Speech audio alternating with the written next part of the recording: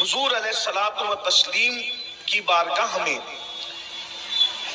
ایک مرتبہ سیدہ ام الفضل آئی، آپ کی چچی اماں، اور عرض کی یا رسول اللہ میں نے ایک بڑا بھیانک خواب دیکھ لیا ہے، حضور مجھ سے وہ برداشت نہیں ہوتا کہ میں بیان کروں۔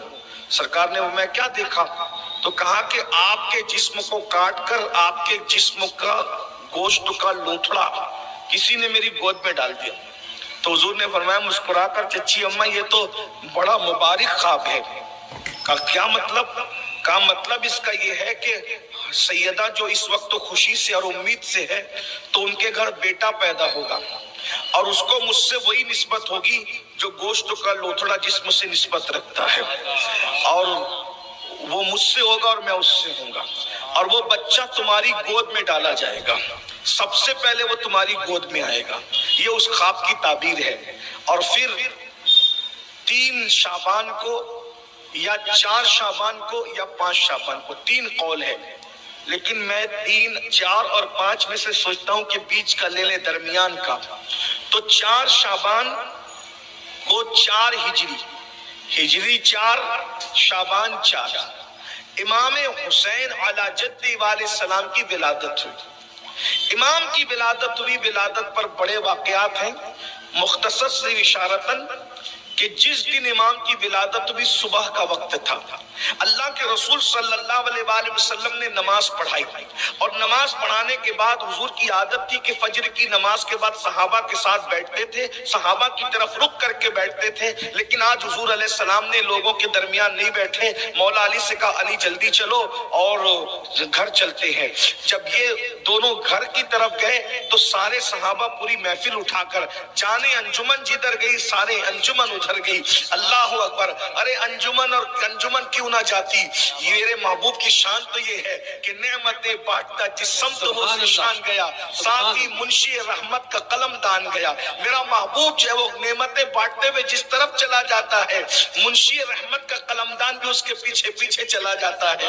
حضور کی شان ہی پھر شان ہے۔ اللہ کے رسول علیہ السلام گئے، مولا علی سے کہا یہی رکو، میں ابھی گھر کے باہر آتا ہوں، اور جب تک میں باہر نہ ہوں کسی کو اندر نہیں آنے دینا۔ پھر اللہ کے رسول اندر گئے، سارے صحابہ آئے، صدیق اکبر نے پوچھا بھائی علی حضور کہاں ہے؟ کہا اندر گئے ہیں، اور حضور نے فرمایا کہ ہمارے گھر بیٹا آیا ہے۔ تو حضور علیہ السلام اسی لیے اندر تشریف لے گئے ہیں، اور اس کے بعد میرے آقا علیہ الصلوۃ و تسلیم کے اندر جانے کی اس کا ذکر کیا۔ پھر کہتے ہیں مولا کائنات کہتے ہیں ہمارے گھر بیٹے کی ولادت ہوئی، دوسرے بیٹے کی، 4 لاکھ سے زیادہ فرشتے زمین پر آئے ہیں۔ اللہ اکبر! جب میرے آقا باہر تشریف لائے تو مولا کائنات کی یہ بات صدیق اکبر نے حضور سے عرض کی، فرمایا کہ علی تمہیں کیسے پتا چلا کہ یہ 4 لاکھ سے زائد فرشتے آئے؟ عرض کی یا رسول اللہ یہ فرشتے جب اندر آپ کو مبارکباد دینے جا رہے تھے تو وہ آپس میں گفتگو کر رہے تھے، میں نے ان کی بات سنی۔ کہا اللہ نے تجھے عقل کامل عطا فرمائی ہے۔ پھر فرمایا صحابہ سے اس سے حیرت انگیز بات تمہیں سنائی جائے کہ جس وقت فرشتے مبارک دینے کے لیے آئے تو ان میں ایک فرشتہ وہ بھی تھا جس کو کوہ کاف میں ڈال دیا گیا تھا۔ اس نے جبریل سے کہا کہ کدھر کا ارادہ ہے، سب کدھر جا رہے ہو؟ تو انہوں نے کہا کہ رسول اللہ کے گھر بیٹے کی ولادت ہوئی ہے، مبارکباد دینے کے لیے جا رہے ہیں، مجھے بھی لے کر کے چلو، میرا بھی کام بن جائے، کیونکہ مجھے ڈیوٹی چھین کر کے کوہ کاف میں ڈال دیا گیا ہے۔ اس فرشتے کا نام پطرس بتایا جاتا ہے، اور جب وہ آیا تو آنے کے بعد جبریل امین نے کہا یا رسول اللہ نے اس سے ناراض ہو کر اس کی ڈیوٹی بالوں پر چھین لیے ہیں، حضور اس پر کرم فرما دے، خوشی کا موقع ہے۔ آقا فرماتے میں نے اللہ سے عرض کی میرے اللہ اس کا کام بنا دے، اس کی بگڑی بنا دے۔ اللہ نے فرمایا حسین کو جس کپڑے میں لپیٹا ہوا ہے وہ کپڑا اس فرشتے سے مس کر دیا جائے، اس کا کام بن جائے گا۔ اللہ اکبر! غور فرمائیں، یہ چند گھنٹوں کا میرا امام ہے جسے حسین ابن علی کہتے ہیں، کیا مقام اور مرتبے ہیں ان لوگوں کے۔ اللہ اکبر! اس لیے میں وجد کی کیفیت میں یہ کہتا ہوں چند گھنٹوں کے بچپنے کے حسین کا یہ عالم ہے تو کربلا میں 56 سال کی عمر میں میرے حسین کے مقام اور مرتبے کا عالم کیا ہوگا۔ اللہ اکبر! بہرحال تو میں عرض یہ کر رہا تھا، ولادت ہوئی میرے مولا کی، حضور نے کان میں اذان پڑھی، توجہ فرمائے، مسجد اقصی میں نبیوں کی امامت کرنے والا امام، جس کے جس کے اس مقام پر جبریل اذان پڑھیں اور یہاں مصطفیٰ جان رحمت امام حسین کے کان میں اذان پڑھیں، دوسرے کان میں اقامت پڑھی، اور اس کے بعد پھر میرے امام میرے آقا مصطفیٰ جان رحمت نے میرے امام کو گود میں لیا، گھٹی دی اور گھٹی دے کر کے اپنی زبان چسائی۔ یہ بھی تفصیل میں صرف اشارے کہ ذہنوں کی کڑیاں بس آپ کے واقعات سے جڑتی چلی جائے۔ جلدی جلدی سے میں اختصار سے کام لیتے ہوئے آگے کی طرف بڑھ رہا ہوں۔ واقعات میں سب تفصیل سے پیش کر چکا ہوں، صرف اشاروں سے اس وقت کام لینا ہے۔ حضور نے اپنی زبان ان کے منہ میں ڈالی، انہوں نے زبان چوسنا شروع کیا۔ حضور اگر لعاب کسی کنویں میں ڈال دے 1400 سال کے بعد بھی وہ کنویں آج بھی میٹھے ہیں۔ توجہ کریں، جب لعاب مصطفیٰ مختصر سا کسی کنویں میں جائے تو 1400 سال تک کے اس کے اثرات باقی رہیں۔ پوری زبان رسول اللہ نے جس کے منہ میں ڈالی ہو، اگر اس کی نسلوں میں اس کا اثر باقی نہ رہے تو پھر بات ہی کیا ہے۔ میرے پیارے آقا صلی اللہ علیہ وآلہ وسلم کے پیارے دیوانوں، ذرا توجہ فرمائیں۔ اللہ کے رسول علیہ السلام نے پھر اس کے بعد سرکار نے فرمایا نام کیا رکھنا ہے؟ حضور مشورہ کرنے نام کیا رکھنا ہے؟ آقا علیہ السلام سے مولا کائنات نے عرض کیا یا رسول اللہ میرے بڑے بھائی کے نام پہ میں اس کا نام جعفر رکھنا چاہتا ہوں، جعفر نام ہے۔ حضور نے فرمایا نہیں، میرے اللہ نے مجھے فرمایا کہ اس کا نام حسین رکھو اور اس کا نام حسین ہے۔ اللہ اکبر۔ پھر اس کے بعد اللہ کے رسول علیہ السلام نے گود میں لیا اور گود میں لے کر کے حضور علیہ السلام نے بائیں طرف رخ کیا، ہاتھ میں میرا مولا ہے، امام حسین میرے آقا کے ہاتھ میں ہے، اور اگر عشق و مستی کے لب و لہجے میں کہا جائے تو یوں کہا جا سکتا ہے آمنہ کے لال کی گود میں فاطمہ کا لال ہے۔ اللہ اکبر۔ ذرا غور تو فرمائیں، ام ابیہا کا بیٹا مصطفیٰ جان رحمت کی گود میں ہے، کیا لگتا ہوگا؟ ایسا لگتا ہوگا جیسے اللہ اکبر ایک قرآن پر دوسرے کسی نے ایک قرآن پر کسی نے دوسرا قرآن رکھا ہو، یا ایک چاند کے ہاتھ میں دوسرا چاند رکھ دیا گیا ہو۔ ہم شبیہ پیغمبر، ہم شبیہ مصطفیٰ امام عالی مقام اپنے نانا کی گود میں ہیں، ایسے میں اللہ کے رسول کی آنکھوں میں موٹے موٹے آنسوؤں کی جھڑیاں لگ گئی۔ ام الفضل نے عرض کیا یا رسول اللہ، اللہ خیر فرمائے، آپ کی آنکھوں میں آنسو، بیٹے کی ولادت ہے، خوبصورت بچہ ہے، حسین و جمیل بچہ ہے۔ میرے کریم آقا نے فرمایا چچی اماں ہاں ابھی جبریل آئے تھے اور آ کر کے جبریل کہہ رہے تھے یا رسول اللہ یہ حسین ہے، اس کو بعد کربلا کی زمین پر فرات کے کنارے 3 دن کا بھوکا پیاسا اس کی اولاد کے ساتھ شہید کر دیا جائے۔ اللہ کے رسول علیہ الصلوۃ والتسلیم نے جبریل کی زبان سے سنا اور اس کے بعد جبریل علیہ السلام کی زبان سے سن کر حضور روئے۔